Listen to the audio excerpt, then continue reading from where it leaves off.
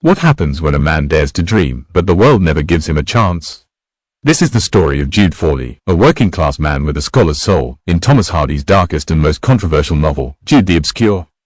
Jude Fawley is just a young boy when his story begins. Orphaned and raised by an aunt in the rural village of Marygreen, he grows up surrounded by poverty, but something about him is different. He has a love for books. While other boys play in the fields, Jude studies Latin and Greek. His mind burns with one desire, to go to Christminster, the grand university town, inspired by Oxford, and become a great scholar. But society has already decided who he is, a poor village boy. And it doesn't want him to become anything more. As a teenager, Jude begins working as a stonemason, carving buildings, fixing gravestones, and earning just enough to survive. Before he can make any real progress toward his dream, life takes a harsh turn. He meets Arabella Don, a bold and cunning local girl. She seduces him, lies about being pregnant, and tricks him into marriage. The relationship is cold and passionless. Soon, Arabella leaves him and moves abroad. Jude is left alone again, poorer, heavier in heart, and still longing for Christminster. I can feel the anticipation and excitement in Jude as he finally steps foot in Christminster, the renowned university town that's been around since the 17th century. The cobblestone streets, the centuries-old buildings, the air of knowledge and history, it's all so overwhelming and inspiring. But, alas, reality has a way of bringing us back down to earth. It's not long before Jude's dreams are met with the harsh truths of life.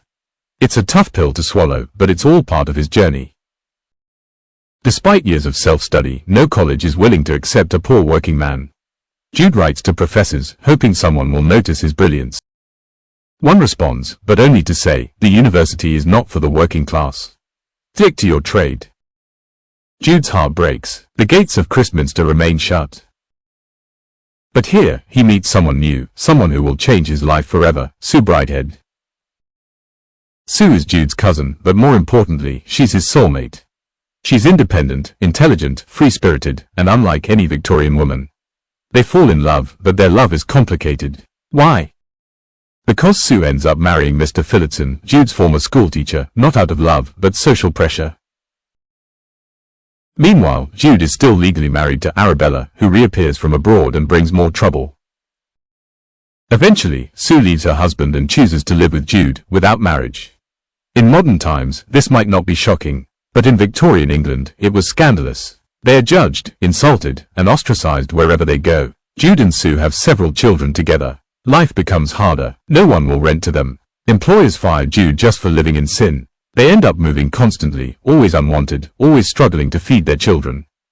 Then, in a moment that shocked readers for generations, the darkest tragedy strikes. Jude's eldest son from Arabella, known as Little Father Time, overhears his parents worrying about money.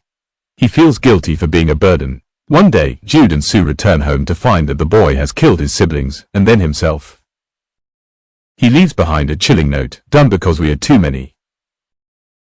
This moment destroys Sue emotionally. She believes the tragedy is a punishment from God for living in sin.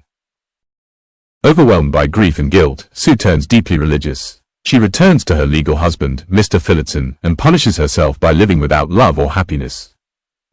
Jude, heartbroken, turns back to Arabella, who uses him, lies to him again, and traps him in another unhappy situation. His health declines. His dreams are dead. His love is gone.